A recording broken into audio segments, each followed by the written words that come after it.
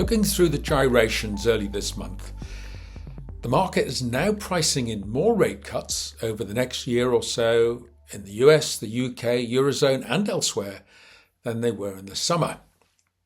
Now, despite the commonality of these moves, the three economies, well, they're moving quite differently. So we're going to take a look at the outlook and draw some conclusions about whether market pricing is correct or not. Let's start with the US. The economy here is gently slowing. Inflation seems to have resumed its downward trend. And following the weak labour market report earlier this month, everyone is on recession alert. Now, we explained in our podcast 2 weeks ago that we see the chances of recession in the near term as pretty low, and that's despite the very strong signal from that data. And the market has now come round to that view. Nonetheless, there's been a change in the mood music. There's another employment report before the FOMC meet on the 18th of September, and that will determine whether they cut by 25 or 50 basis points. Markets expect Fed funds to fall all the way to 3.2% next year, a reasonable assumption, but one with significant downside. Rates could fall more if the economy were to slow a little faster. And the November election will, of course, be influential, and rates are generally expected to be higher under Trump than they would be under Harris. Now, the UK economy, by contrast, that's picking up. And would you believe that consensus expectations are for 2% year-over-year growth by year end, and that would be the fastest in G10. And actually, that's got 11 members, by the way. Now, 2% is hardly a boom, but it does reduce the pressure on the Bank of England to cut interest rates.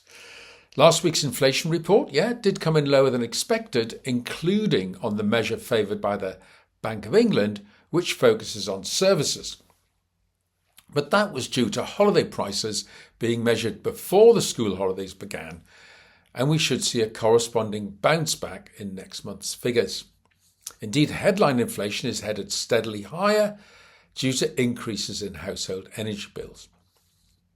On the good news side, wage inflation should see a significant fall on the 3-month basis that's pretty closely watched as we move away from April's 10% hike in the minimum wage. Now, I discussed last week that government generosity on public sector pay risked boosting the going rate for wages. But I confess I got it wrong on next year's minimum wage, though. I read ministerial comments to suggest it would go up by something like 6% or more. But the remit has now been published, and the best guess is for a 4% rise. And that's good news for inflation. The markets are pricing in 50 basis points of base rate cuts by year end, with another 100 basis points in 2025. 5-year swap rates are now below 4%, and mortgage rates for the best credits, they followed suit down.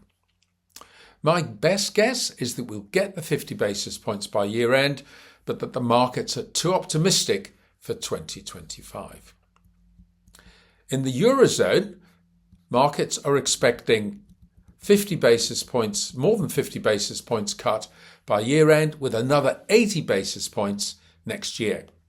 Now, Eurozone growth is anemic and inflation has fallen fast.